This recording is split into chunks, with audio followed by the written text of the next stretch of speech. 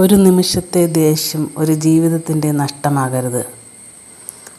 അസ്സലാമു അലൈക്കും വറഹ്മത്തുള്ളാഹി വബറകാതുഹു. ദേഷ്യം മനുഷ്യന് സ്വാഭാവികമായ ഒരു വികാരമാണ്. പക്ഷേ നിയന്ത്രിക്കാനും ദേഷ്യം ഒരു തീ പോലെയാണ്. അത് കത്തിക്കുന്നത് ആദ്യം നമ്മുടെ ഹൃദയത്തെയും പിന്നെ നമ്മുടെ കുടുംബത്തെയുമാണ്.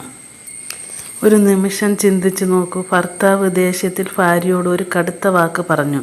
ആ വാക്ക് ഭാര്യയുടെ മനസ്സിൽ വർഷങ്ങളോളം മുറിവായി കിടക്കും. അതുപോലെ ഭാര്യ ദേഷ്യത്തിൽ ഭർത്താവിനെ അപമാനിച്ചു. അതോടെ സ്നേഹത്തിൻ്റെ സ്ഥാനത്ത് അകൽച്ച വളരാൻ തുടങ്ങും.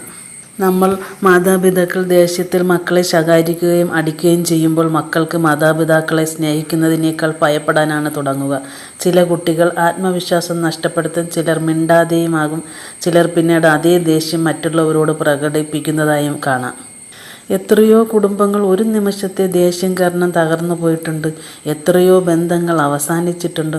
ചിലപ്പോൾ ഒരു വാക്ക് പോലും ജീവിതകാലം മുഴുവൻ മറക്കാൻ കഴിയാത്ത മുറിവായി നമ്മുടെ മനസ്സിൽ എപ്പോഴും നിലനിൽക്കും.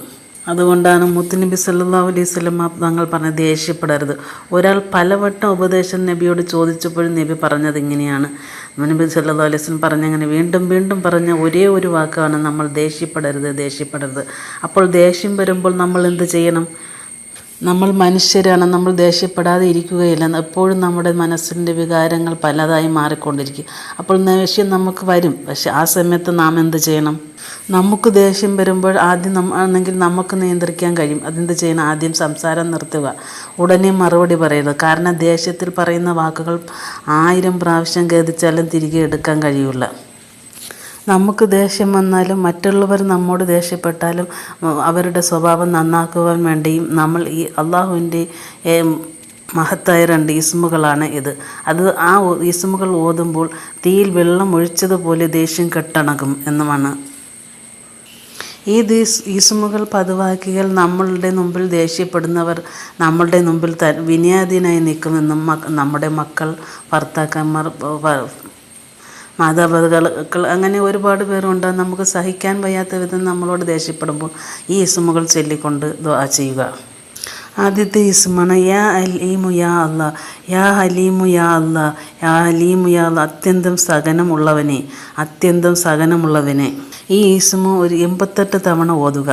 അപ്പോൾ തന്നെ ദേഷ്യം ശമിക്കുന്നതാണ്. യാ അലീമു യാ അല്ലാ, യാ ഹലീമു യാ അല്ലാ.